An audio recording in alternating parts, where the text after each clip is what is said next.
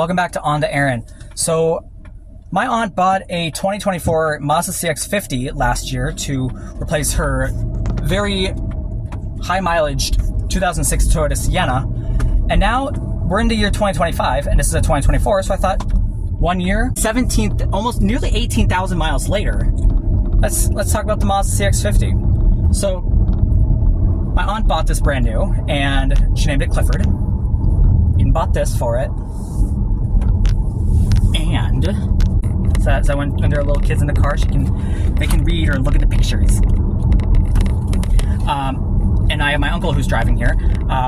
So what I like about this Mazda is that it's low to the ground and it's smooth.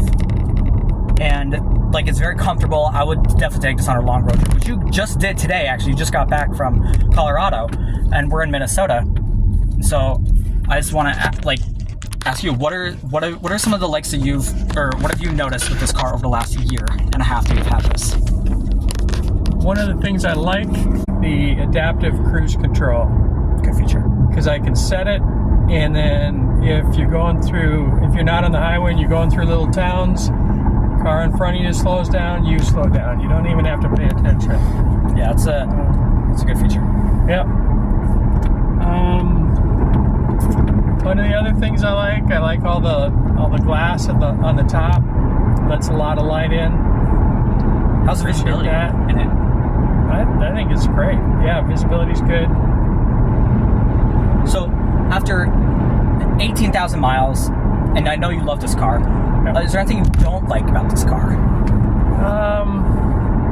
I think this is the turbo model. Mm-hmm. And the turbo model comes with bigger wheels, which means you have less rubber on your tires. That's correct.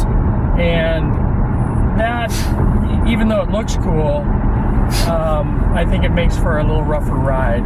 Yeah, and they are 20-inch rims, which is ginormous since you just came from your previous car only had 16-inch rims. So that is a huge difference. Huge difference. And everyone I've recommended to him, I'm like, why don't you just get custom rims that are 16-inch or 17-inch, just so you can get more rubber.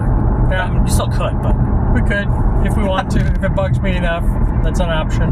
Yeah, I would say that's my biggest dislike on this car is that the big rims. I think big rims, oversized rims on cars, is just stupid.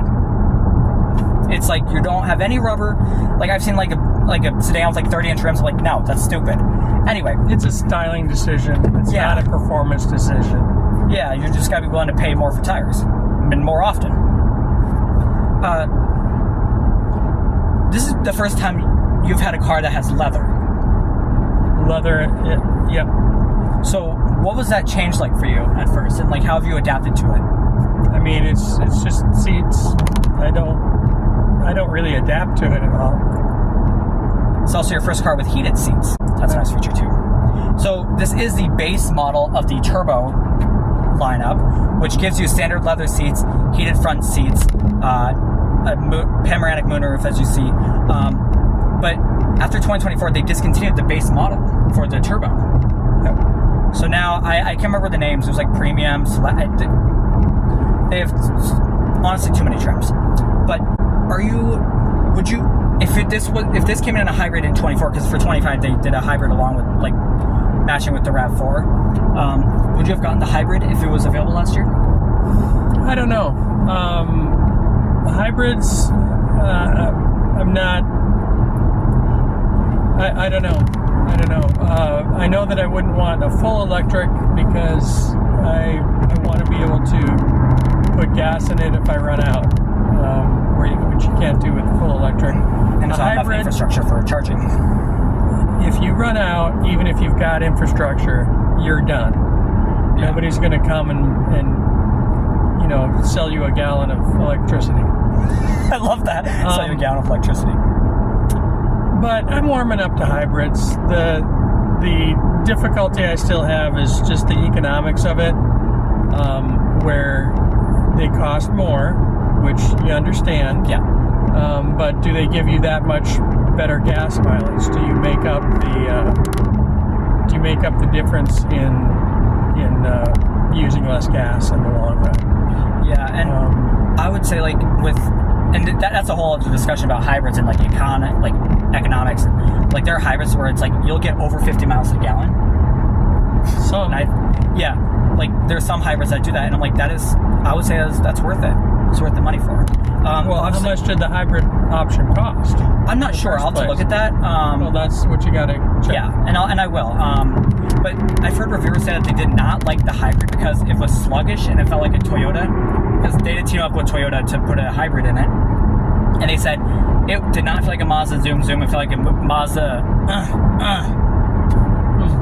So I think you guys did a good, like, you guys got a good deal on this one. I mean, the base price is $41,000 even, and I think that's pretty good. I mean, add on some options like floor mats and whatever, and you're going to add some more. But still, for $41,000 for a base trim for a turbo model, we're getting the basics and some.